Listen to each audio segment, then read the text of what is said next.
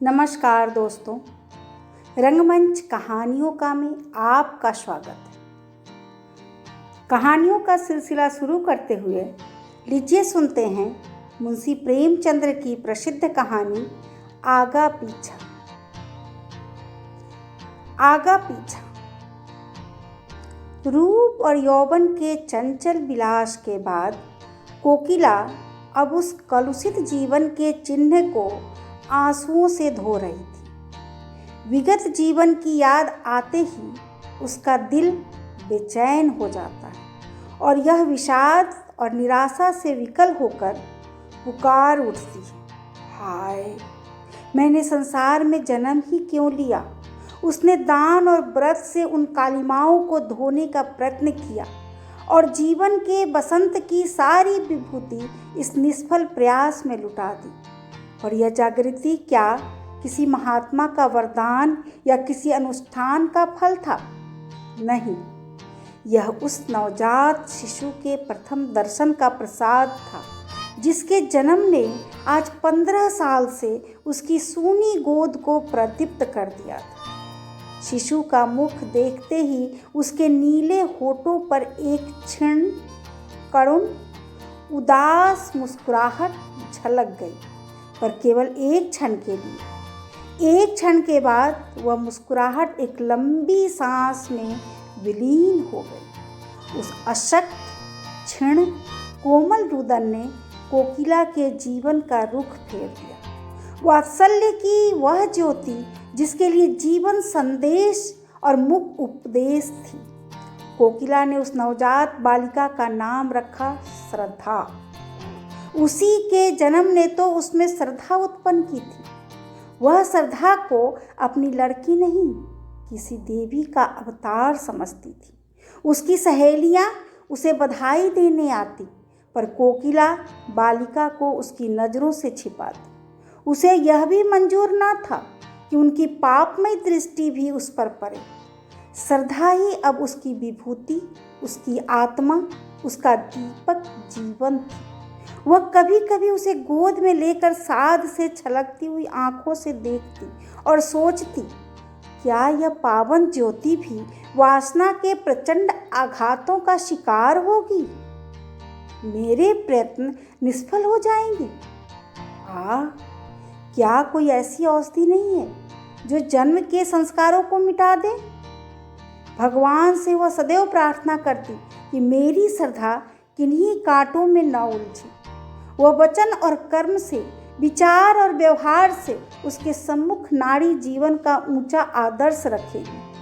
श्रद्धा इतनी सरल, इतनी प्रारब्ध, इतनी चतुर थी कि कभी कभी कोकिला वात्सल्य से गदगद होकर उसके तलवों को अपने मस्तक से रगड़ती और पश्चाताप तथा हर्ष के आंसू बहाती।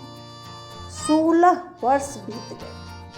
पहले की भोली भाली श्रद्धा अब एक सगर्व, शांत, लज्जाशील नयौवना थी, जिसे देखकर आंखें तृप्त हो जाती थी। विद्या की उपासिका थी और सारे संसार से विमुख। जिनके साथ वह पढ़ती थी वे उससे बात भी न कर चाहती थी। मातृ स्नेह के वायुमंडल में पड़कर वह घोर अभिमानी हो गई।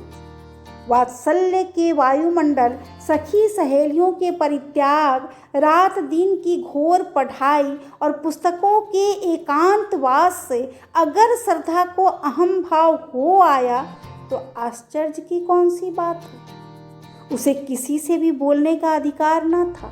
विद्यालय में भले घर की लड़कियां उसके सहवास में अपना अपमान समझती थी।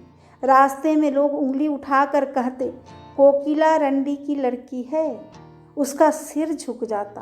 कपोल क्षण भर के लिए लाल होकर दूसरे ही क्षण फिर चूने की तरह सफ़ेद हो जाते। श्रद्धा को एकांत से प्रेम था।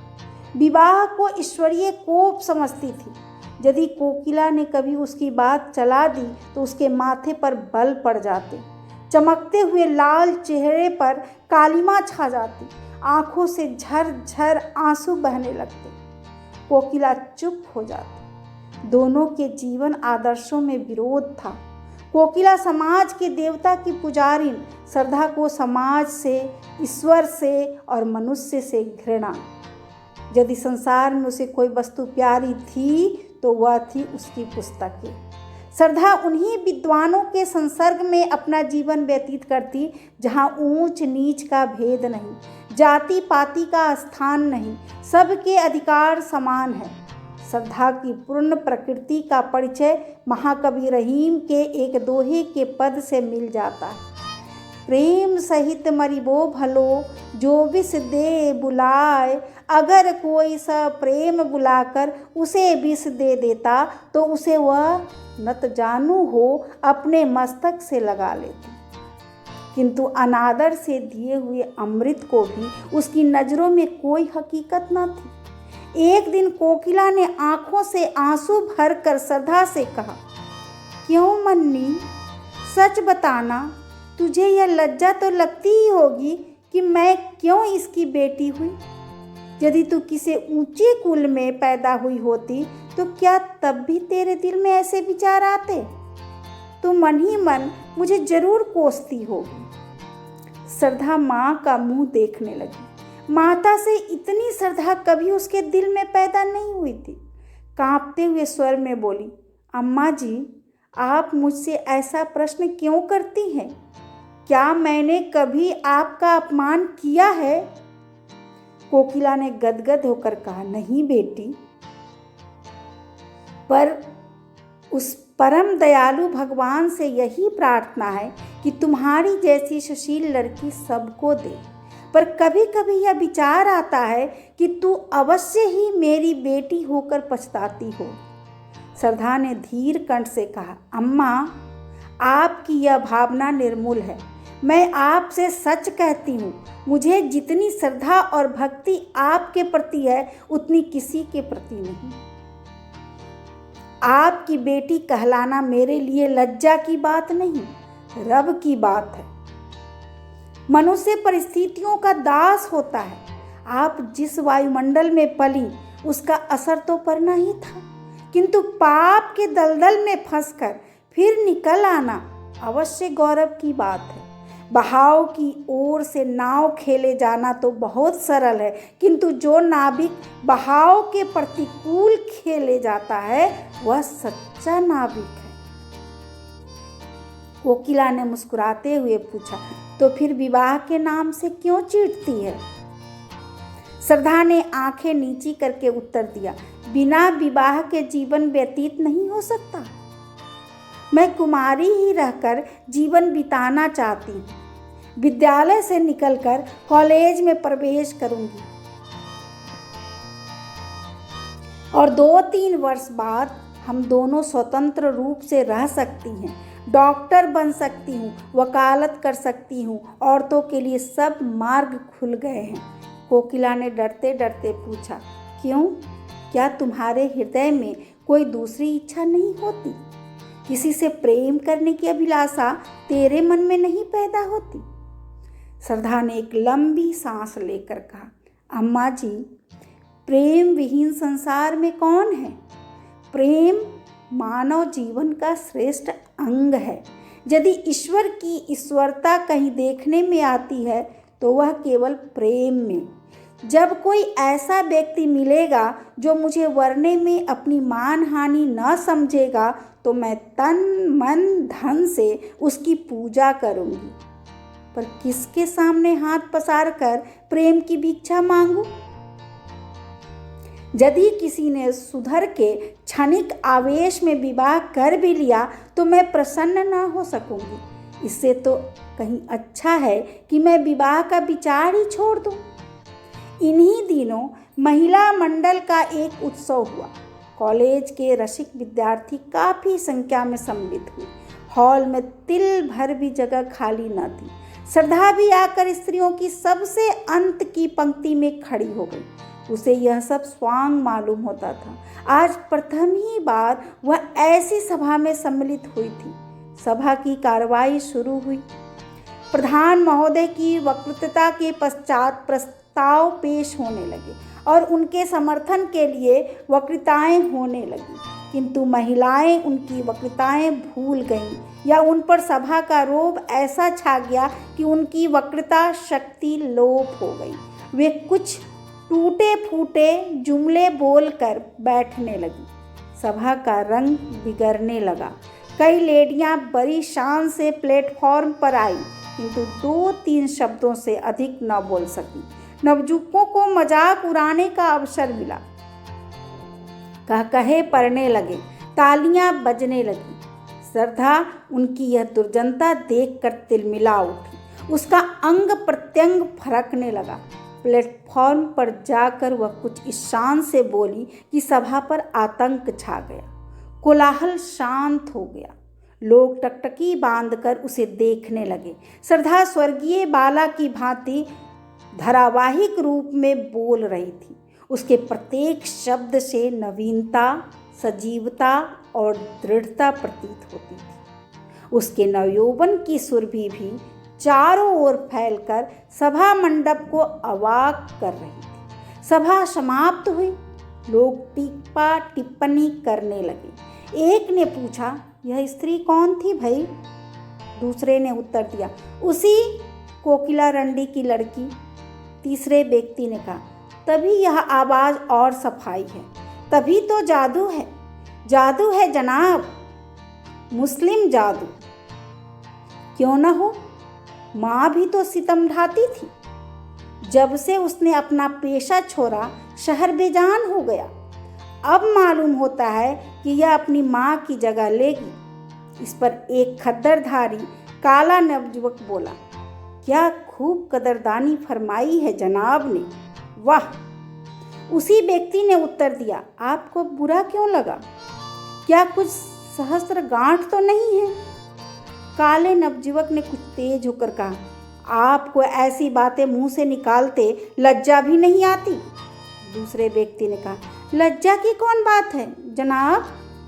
वेश्या की लड़की अगर वेश्या हो तो आश्चर्य की क्या बात है? नवयुवक ने घृणापूर्ण स्वर में कहा, ठीक होगा, आप जैसे बुद्धिमान व्यक्तियों की समझ में जिस रमणी के मुख से ऐसे विचार निकल सकते हैं वह देवी है, रूप को बेचने वाली नहीं। श्रद्धा उसी समय सभा से जा रही थी। यह अंतिम शब्द उसके कानों में पड़ गए। यह विस्मित और पुलकित होकर वहीं ठिठक गई। काले नवयुवक की ओर कृतज्ञतापूर्ण दृष्टि से निहारा और फिर बड़ी तेजी से आगे बढ़ गई, लेकिन रास्ते भर उसके कानों में वही शब्दों की प्रतिध्वनि गूंजती रही। अब तक श्रद्धा को प्रशंसा करने वाली, उसे उत्साहित करने वाली केवल उसकी माँ कोकिला थी, और चारों ओर वही उपेक्षा थी, वही तिरस्कार। आज एक अपरिचित काले किंतु गौर हृदय वाले खद्दरधारी नवयुवक व्यक्ति के मुख का चित्र बराबर उसकी आंखों के सामने नाच रहा था। मन में प्रश्न उठा, वह कौन है? क्या फिर कभी उसके दर्शन होंगे? कॉलेज जाते समय श्रद्धा उस नवयुवक को खोई हुई आंखों से खोजती। घर पर रोज चिक की आड़ से रास्ते के आते जाते लोगों को देखती, लेकिन वह नवयुवक नजर न आता। कुछ दिनों बाद महिला मंडल की दूसरी सभा का विज्ञापन निकला। अभी सभा होने को 4 दिन बाकी थे। वह चारों दिन श्रद्धा ने अपना भाषण तैयार करने में बिताए। एक एक शब्द की खोज में घंटों सिर मारती, एक एक वाक्य को बार बार पढ़ती, बड़े बड़े नेताओं की स्पीचें पढ़ती और उसी तरह लिखने की कोशिश करती। जब सारी स्पीच पूरी हो गई तो श्रद्धा अपने कमरे में जाकर कुर्सियों और मेज़ों को संबोधित करके जोर जोर से पढ़ने लगी।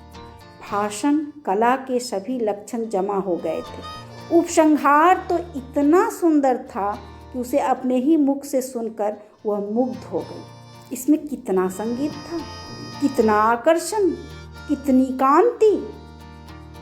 सभा का दिन आ पहुंचा। श्रद्धा मन ही मन भयभीत होती हुई सभा मंडप में घुसी। हॉल भरा हुआ था और पहले दिन से भी अधिक भीड़ थी। श्रद्धा को देखते ही जनता ने तालियां पीटकर उसका स्वागत किया। कोलाहल होने लगा और सभी एक स्वर में चिल्ला उठे, आप अपनी वक्तृता शुरू करें। श्रद्धा ने मंच पर आकर एक उड़ती हुई निगाह से जनता की ओर देखा। वह काला नवयुवक जगह न मिलने के कारण अंतिम पंक्ति में खड़ा हुआ था। श्रद्धा के दिल में गुदगुदी सी होने लगी। उसने कांपते स्वर में अपना वक्तृता शुरू की। उसकी नज़रों में सारा हॉल पुतलियों से भरा हुआ था। अगर कोई जीवित मनुष्य था तो वही सबसे पीछे खड़ा हुआ काला नवयुवक। उसका मुख उसी की ओर था। वह उसी से अपने भाषण की दाद मांग रही थी। हीरा परखने की आशा जौहरी से ही की जाती है। आधा घंटे तक श्रद्धा के मुख से फूलों की वर्षा होती रही। लोगों को बहुत कम ऐसी वक्तृता सुनने को मिली थी।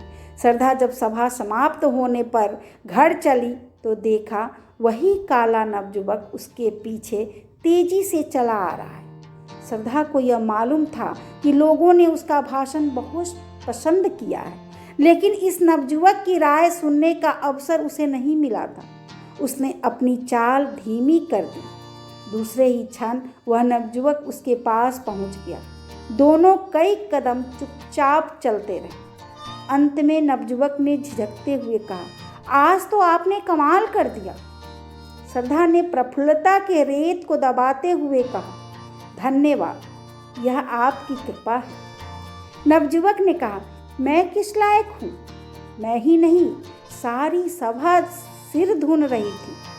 श्रद्धा, क्या आपका शुभ स्थान यही है? नवयुवक, जी हाँ, यहाँ मैं MA में पढ़ रहा हूँ। यह ऊंच नीच का भूत न जाने कब तक हमारे सिर पर सवार रहेगा। अभाग्य से मैं भी उन लोगों में हूँ जिन्हें संसार नीच समझता है। मैं जाति का चमार हूँ। मेरे पिता स्कूल के इंस्पेक्टर के यहाँ अर्दली थे। उनकी सिफारिश से स्कूल में भर्ती हो गया। तब से भाग्य से लड़ता भिड़ता चला आ रहा हूँ। पहले तो स्कूल के मास्टर मुझे छूते ही न थे। वह हालात तो अब नहीं रही, किंतु लड़के अब भी मुझसे खींचे रहते हैं। श्रद्धा, मैं तो कुलीनता का जन्म से नहीं, धर्म से मानती हूँ। नवयुवक, यह तो आपकी वक्तृता ही से सिद्ध हो गया है और इसी से आपसे बातें करने का साहस भी हुआ, नहीं तो कहाँ आप और कहाँ मैं। श्रद्धा ने अपनी आंखें नीची करके कहा, शायद आपको मेरा हाल मालूम नहीं। नवयुवक, बहुत अच्छी तरह से मालूम है। यदि आप अपनी माता जी के दर्शन करवा सके तो आपका बड़ा आभारी होऊंगा। वह आपसे मिलकर बड़ी प्रसन्न होंगी। शुभ नाम? मुझे भगत राम कहते हैं। यह परिचय धीरे धीरे स्थिर और दृढ़ होता गया। मैत्री प्रगाढ़ होती गई। श्रद्धा की नज़रों में भगत राम एक देवता थे और भगत राम के समक्ष श्रद्धा मानवीय रूप में देवी थी। 1 साल बीत गया। भगत राम रोज देवी के दर्शन को जाता। दोनों घंटों बैठे बातें किया करते। श्रद्धा कुछ भाषण करती तो भगत राम सब काम छोड़कर सुनने जाता। उनके मंसूबे एक थे, जीवन के आदर्श एक, रुचि एक, विचार एक। भगत राम अब प्रेम और उसके रहस्यों की मार्मिक विवेचना करता। उसकी बातों में रस और अलंकार का कभी इतना संजोग न हुआ था। भावों को इंगित करने में उसे कमाल हो गया था। लेकिन ठीक उन अवसरों पर जब श्रद्धा के हृदय में गुदगुदी होने लगती, उसके कपोल उल्लास से रंजित हो जाते। भगत राम विषय पलट देता और जल्दी ही कोई बहाना बनाकर वहाँ से खिसक जाता। उसके चले जाने पर श्रद्धा हसरत के आंसू बहाती और सोचती, क्या इन्हें दिल से मेरा प्रेम नहीं? एक दिन कोकिला ने भगत राम को एकांत में बुलाकर कहा, बेटा, अब तो मुन्नी से तुम्हारा विवाह हो जाए तो अच्छा। जीवन का क्या भरोसा, कहीं मर जाऊं तो यह साध मन ही में रह जाए। भगत राम ने सिर हिलाकर कहा, अम्मा, जरा इस परीक्षा में पास हो जाने दो। जीविका का प्रश्न हल हो जाने के बाद ही विवाह शोभा देता है। यह सब तुम्हारा ही है, क्या मैं साथ बांध ले जाऊंगी? यह आपकी कृपा है। अम्मा जी, पर इतना निर्लज्ज ना बनाइए। मैं तो आपका हो चुका, अब तो आप दुत्कारे भी तो इस द्वार से नहीं टल सकता। मुझ जैसा भाग्यवान संसार में और कौन है। लेकिन देवी के मंदिर में जाने से पहले कुछ पान फूल तो होना ही चाहिए। साल भर और गुजर गया। भगत राम ने एमए की उपाधि ली और अपने ही विद्यालय में अर्थशास्त्र का अध्यापक हो गया। उस दिन कोकिला ने खूब दान पुण्य किया। जब भगत राम ने आकर उसके पैरों पर सिर झुकाया तो उसने उसे छाती से लगा लिया। उसे विश्वास था कि आज भगत राम विवाह के प्रश्न को जरूर छेड़ेगा।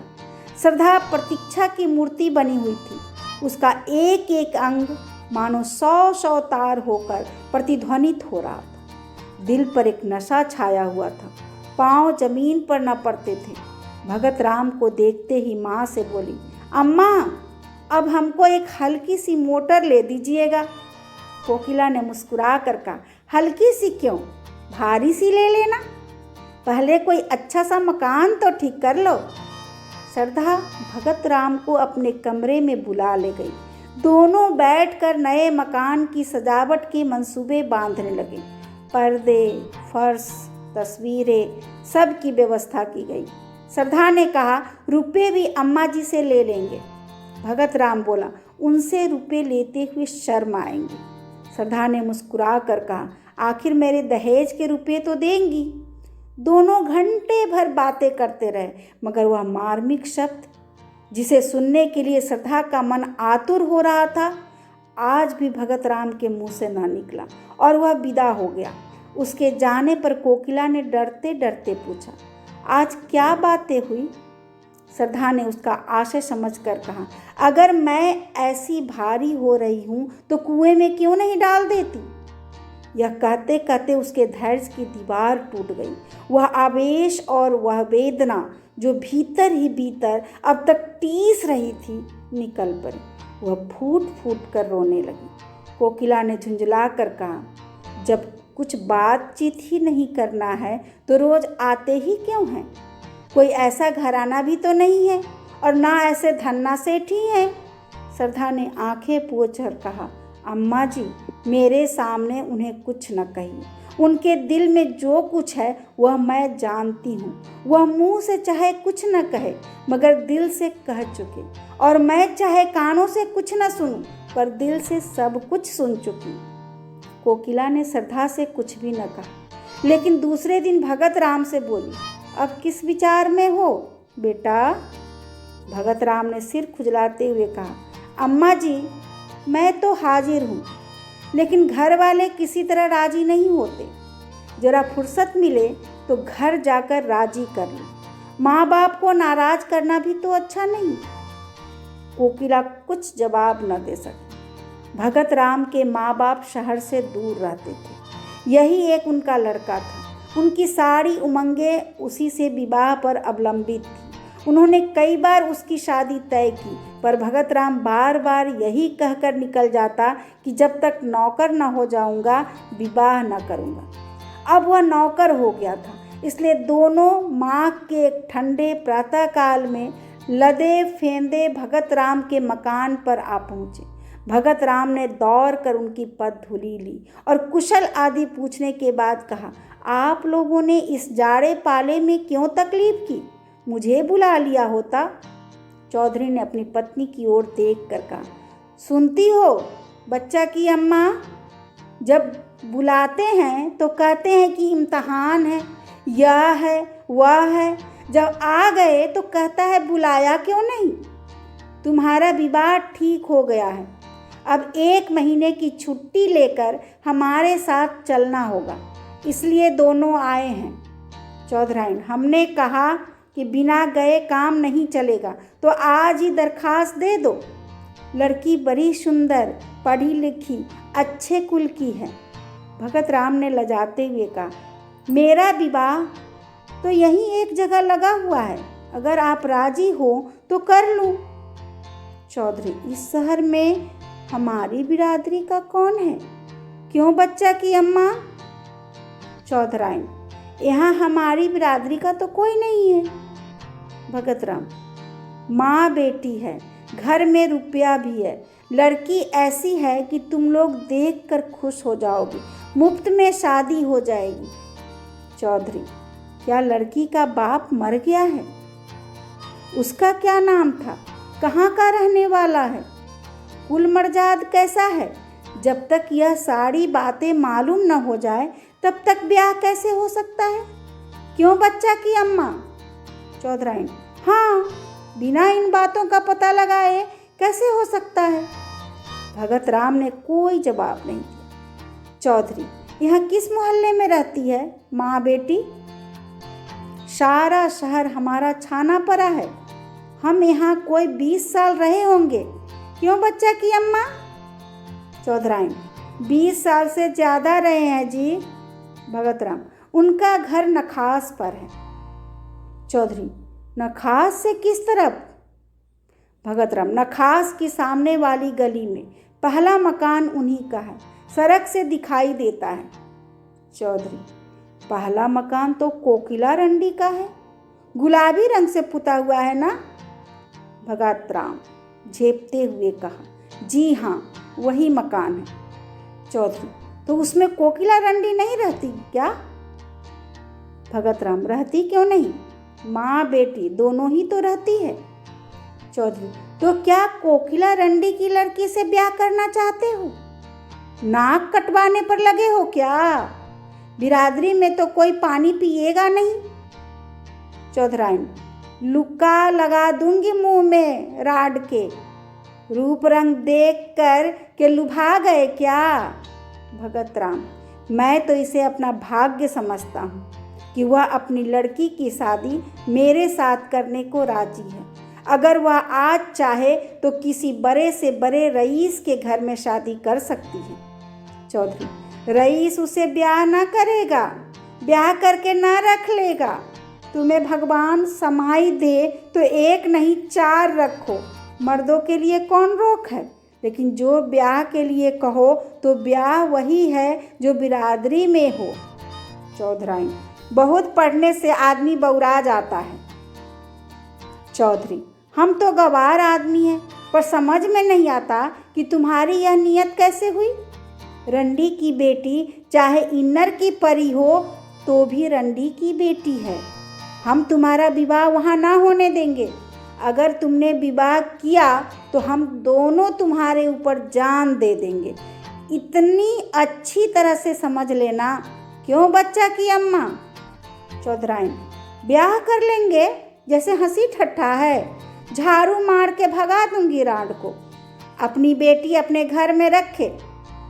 भगत राम, अगर आप लोगों की आज्ञा नहीं है तो मैं विवाह नहीं करूँगा, मगर मैं किसी दूसरी औरत से भी विवाह न करूँगा। चौधराइन, हाँ, तुम कुंवारे रहो, यह हमें मंजूर है। पितुरिया के घर में ब्याह न करेंगे। भगत राम ने अब की झुंझला कर कहा, आप उसे बार बार पितुरिया क्यों कहती हैं? किसी जमाने में यह उसका पेशा रहा होगा। आज दिन वह जितने आचार विचार से रहती है, शायद ही कोई और रहती हो।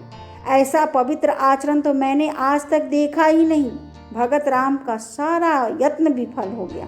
चौधराइन ने ऐसी जिद पकड़ी कि जौ भर की अपनी जगह से न टली। रात को जब भगत राम अपने प्रेम मंदिर में पहुंचा तो उसका चेहरा उतरा हुआ था। एक एक अंग से निराशा टपक रही थी।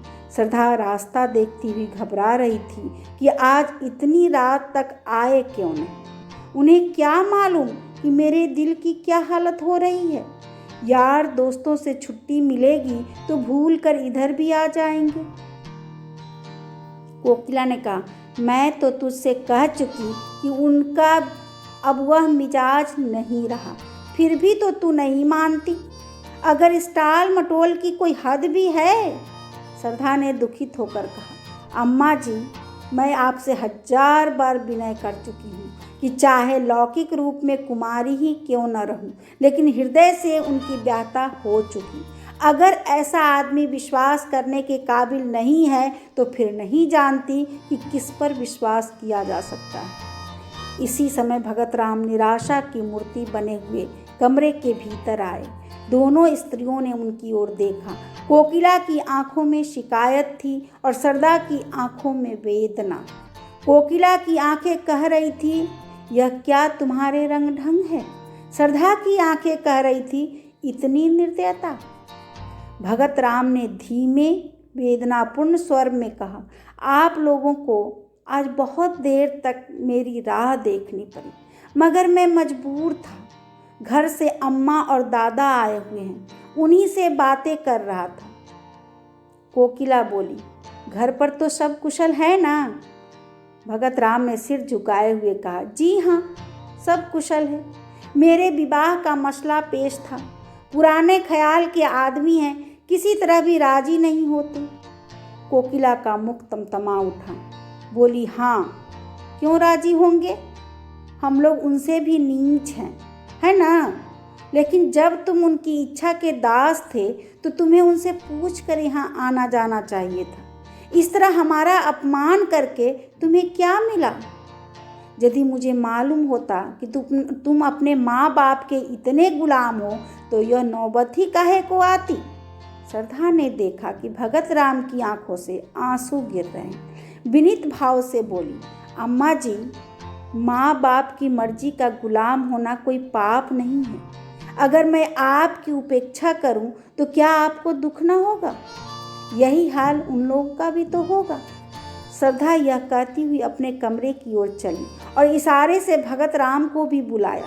कमरे में बैठकर दोनों कई मिनट तक पृथ्वी की ओर ताकते रहे। किसी में भी साहस न था कि उस सन्नाटे को तोड़े।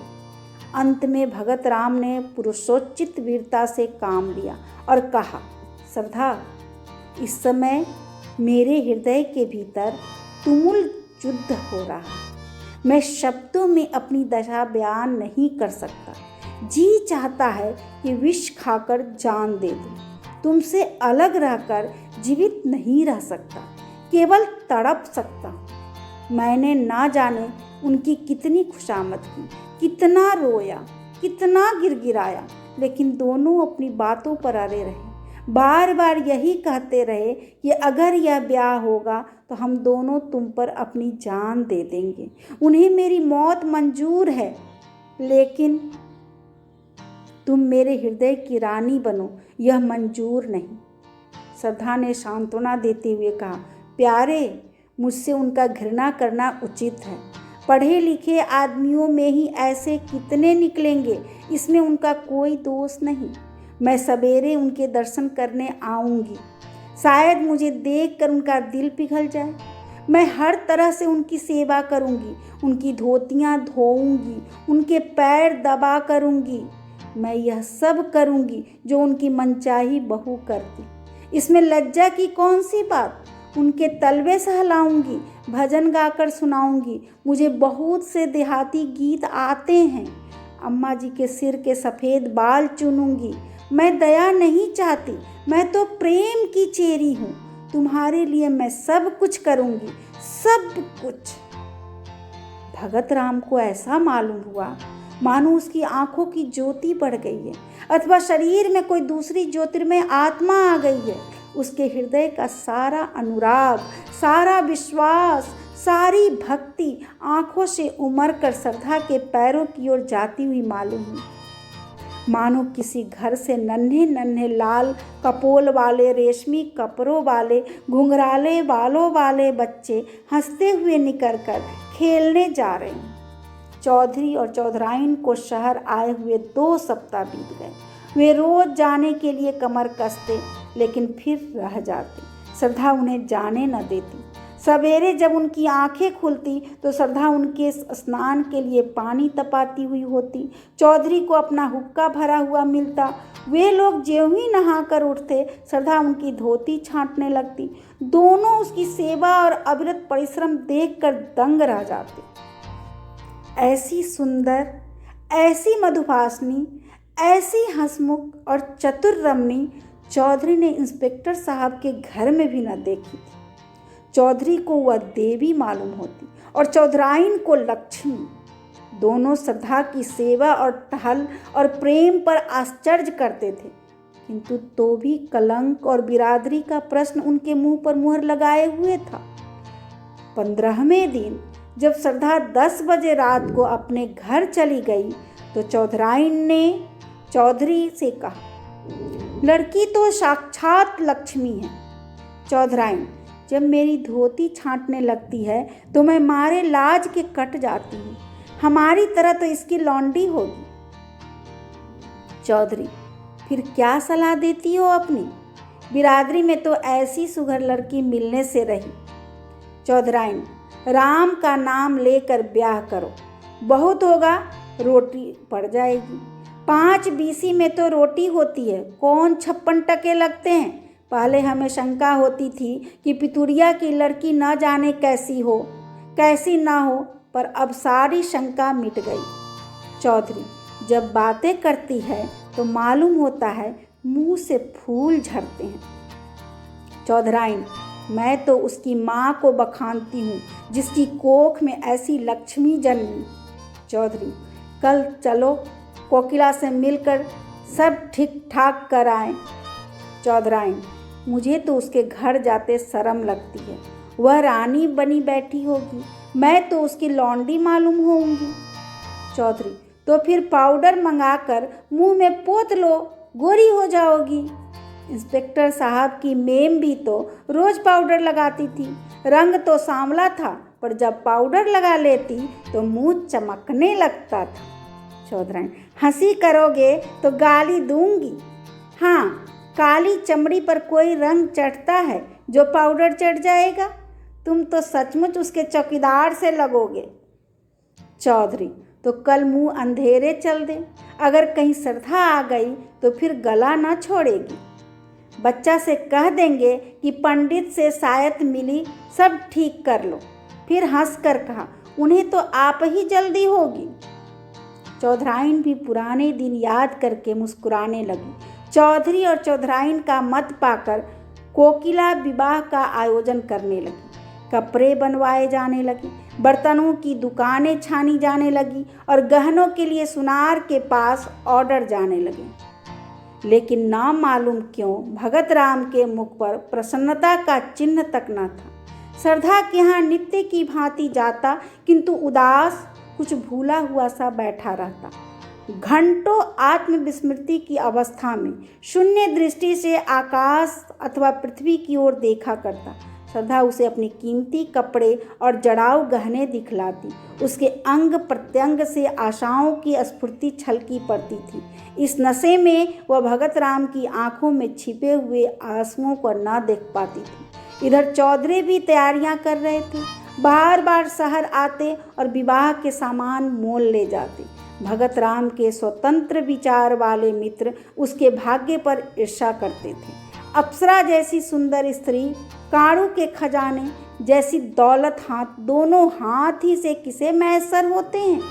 किंतु वह जो मित्रों की ईर्ष्या, कोकिला की प्रसन्नता, श्रद्धा की मनोकामना और चौधरी और चौधराइन के आनंद का कारण था, छिप छिप कर रोता था। अपने जीवन से दुखी था।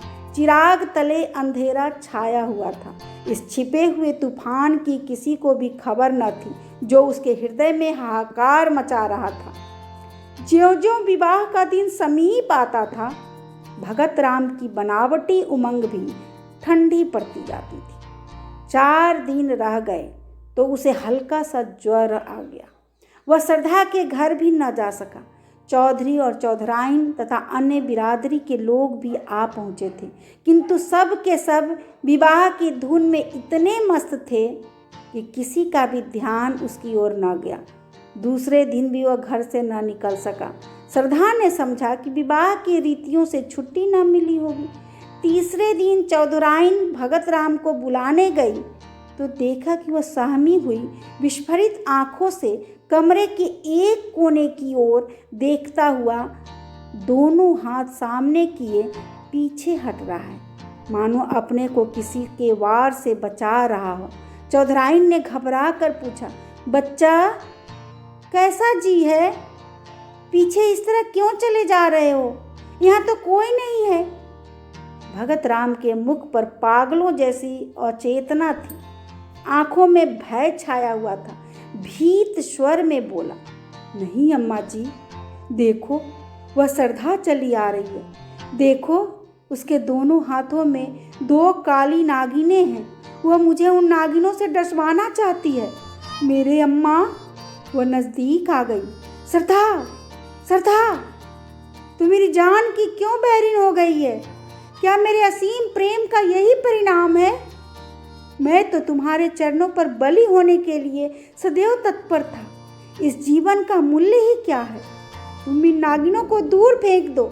मैं यहाँ तुम्हारे चरणों पर लेटकर यह जान तुम पर न्यौछावर कर दूंगा। हे, तुम न मानोगी। यह कहकर वह चित्त गिर पड़ा।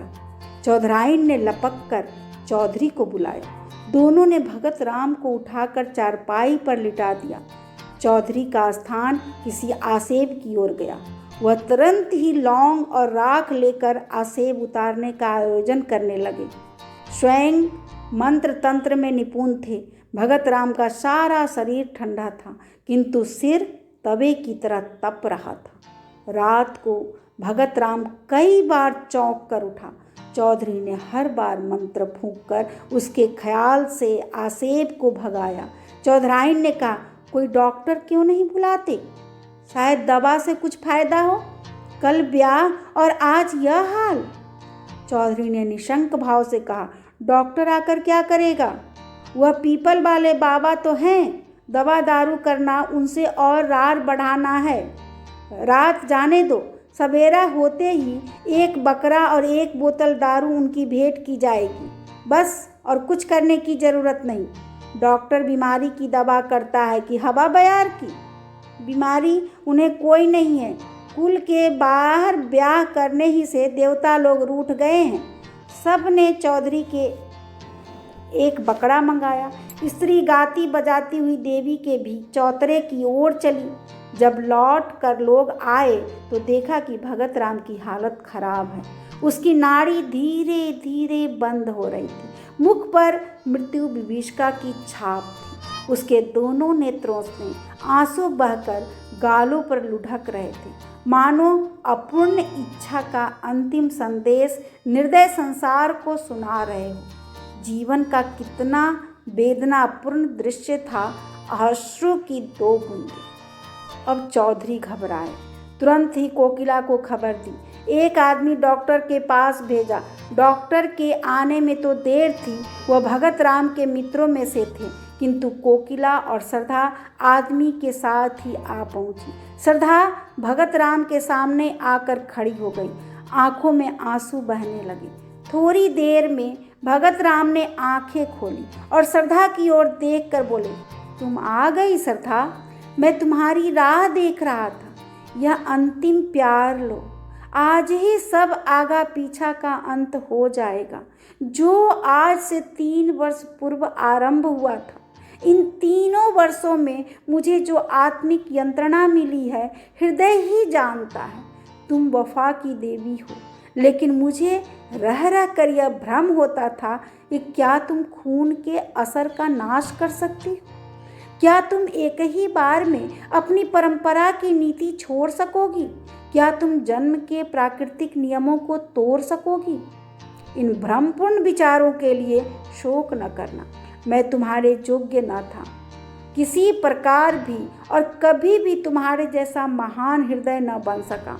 हाँ, इस भ्रम में वश में पड़कर संसार से मैं जो अपनी इच्छाएं बिना पूर्ण किए ही जा रहा हूँ, तुम्हारे अगाध निष्कपट निर्मल प्रेम की स्मृति सदैव ही मेरे साथ रहेगी। किंतु हाय अफसोस। कहते कहते भगत राम की आंखें बंद हो गईं। श्रद्धा के मुख पर गाढ़ी लालिमा दौड़ गई। उसके आंसू सूख गए। झुकी हुई गर्दन तन गई। माथे पर बल पड़ गए। आंखों में आत्म अभिमान की झलक आ गई। वह क्षण भर वहां खड़ी रही और दूसरे ही क्षण नीचे आकर अपनी गाड़ी में बैठ गई। कोकिला उसके पीछे पीछे दौड़ी हुई आई और बोली, बेटी, यह क्रोध करने का अवसर नहीं है। लोग अपने दिल में क्या कहेंगे? उनकी दशा बराबर बिगड़ती ही जाती है। तुम्हारे रहने से बुढ़ों को ढांढस बंधा रहेगा। श्रद्धा ने कुछ उत्तर न दिया। कोचवान से कहा, घर चलो। कहकर कोकिला भी गाड़ी में बैठ गई। अशन्ना शीत पड़ रहा था। आकाश में काले बादल छाए हुए थे। शीतल वायु चल रही थी। माघ के अंतिम दिवस थे। वृक्ष पेड़ पौधे भी शीत से अकड़े हुए थे। दिन के 8 बज गए थे। अभी तक लोग रजाई के भीतर मुंह लपेटे हुए थे, लेकिन श्रद्धा का शरीर पसीने से भीगा हुआ था। ऐसा मालूम होता था कि सूरज की सारी उष्णता उसके शरीर की रंगों में घुस गई है। उसके ओठ सूख गए थे, प्यास से नहीं, आंतरिक धधकती हुई अग्नि की लपटों से। उसका एक एक अंग उस अग्नि की भीषण आंच से जला जा रहा था। उसके मुख से बार बार जलती हुई गर्म सांस निकल रही थी, मानो किसी चूल्हे की लपट हो।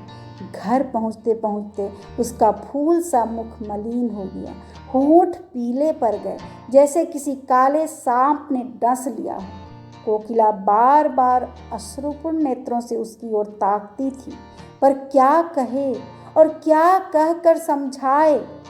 घर पहुंचकर श्रद्धा अपने ऊपर के कमरे की ओर चली, किंतु उसमें इतनी शक्ति न थी कि सीढ़ियां चढ़ सके। रस्सी को मजबूती से पकड़ती हुई किसी तरह अपने कमरे में पहुंची। हाय, आधा ही घंटे पूर्व यहाँ की एक एक वस्तु पर प्रसन्नता, आह्लाद, आंसुओं की छाप लगी थी, और अब सब की सब सिर धुनती हुई मालूम होती थी। बड़े बड़े संदूकों में जोड़े सजाए हुए रखे थे।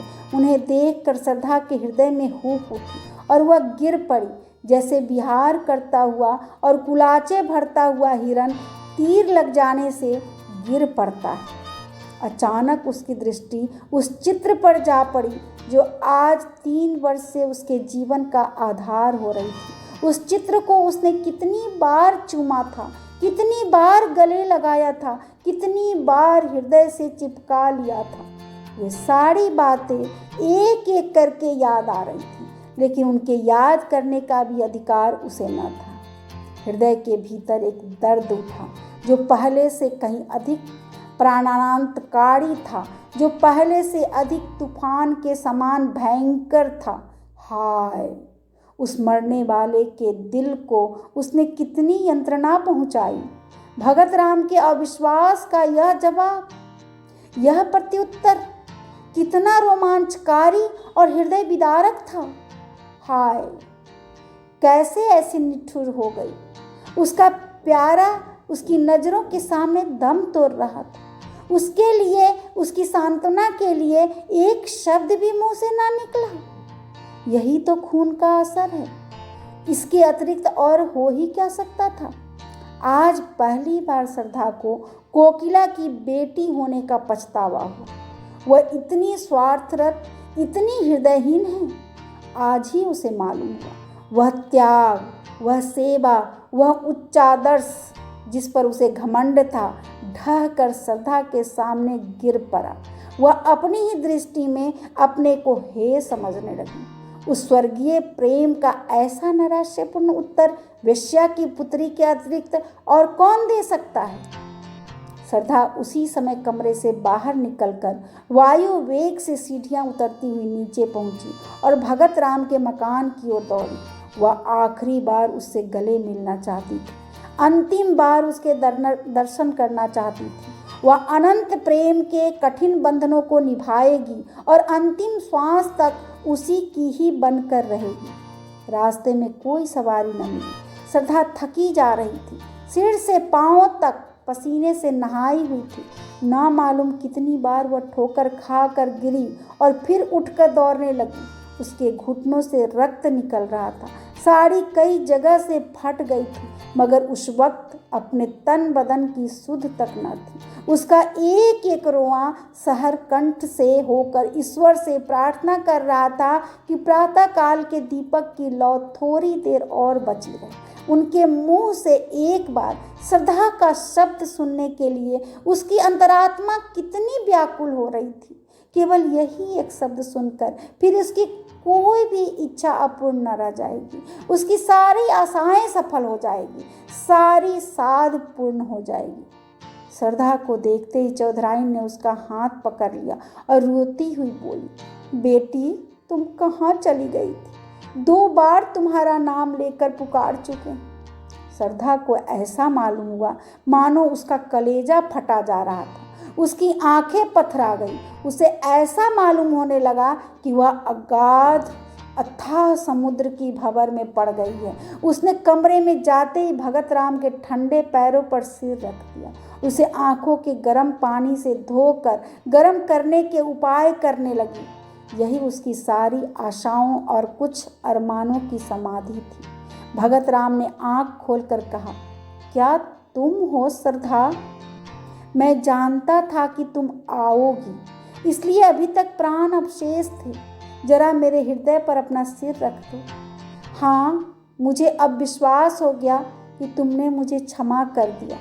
जी डूब रहा है, तुमसे कुछ मांगना चाहता हूँ, पर किस मुंह से मांगूं? जब जीते जी न मांग सका तो अब क्या है? हमारी अंतिम घड़ियां किसी अपूर्ण साध को अपने हिये के भीतर छिपाए हुए होती है।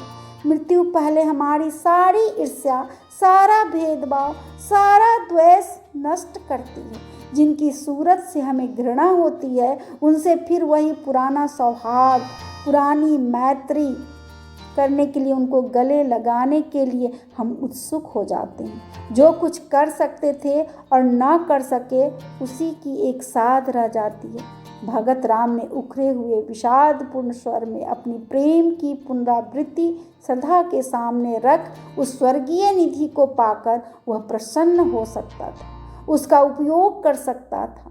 किंतु हाय, आज वह जा रहा है अपूर्ण साधों की स्मृति लिए हुए। हाय रे अभागिन साध। श्रद्धा भगत राम के वक्षस्थल पर झुकी हुई रो रही थी। भगत राम ने सिर उठाकर उसके मुरझाए हुए आंसुओं से धोए हुए स्वच्छ कपोलों को चूम ली। मरती हुई साध की वह अंतिम हंसी थी। भगत राम ने अवरुद्ध कंठ से कहा, यह हमारा और तुम्हारा विवाह है श्रद्धा, यह मेरी अंतिम भेंट है। यह कहते हुए उसकी आंखें हमेशा के लिए बंद हो गई। साध भी मरकर गिर पड़ी। श्रद्धा की आंखें रोते रोते लाल हो रही थी। उसे ऐसा मालूम हुआ मानो भगत राम उसके सामने प्रेमालिंगन का संकेत करते हुए मुस्कुरा रहे हैं। वह अपनी दशा, काल, स्थान सब भूल गई। जख्मी सिपाही अपनी जीत का समाचार पाकर अपना दर्द, अपनी पीड़ा भूल जाता है। क्षण भर के लिए मौत भी हे हो जाता है। श्रद्धा का भी यही हाल हुआ। वह भी अपना जीवन प्रेम की निष्ठुर वेदी पर उत्सर्ग करने के लिए तैयार हो गई, जिस पर लैला और मजनू, शीरी और फरहाद नहीं, हजारों ने अपनी बलि चढ़ा दी। उसने चुंबन का उत्तर देते हुए कहा, प्यारे, मैं तुम्हारी हूँ और सदा तुम्हारी ही रहूँगी। अभी आप सुन रहे थे मुंशी प्रेमचंद्र की प्रसिद्ध कहानी आगा पीछा। कैसी लगी आपको ये कहानी? यदि आपको ये कहानी पसंद आए तो आप मेरे YouTube चैनल को ज़रूर लाइक और सब्सक्राइब करें तथा साहित्य प्रेमी दोस्तों के साथ शेयर करें। सपोर्ट के लिए धन्यवाद।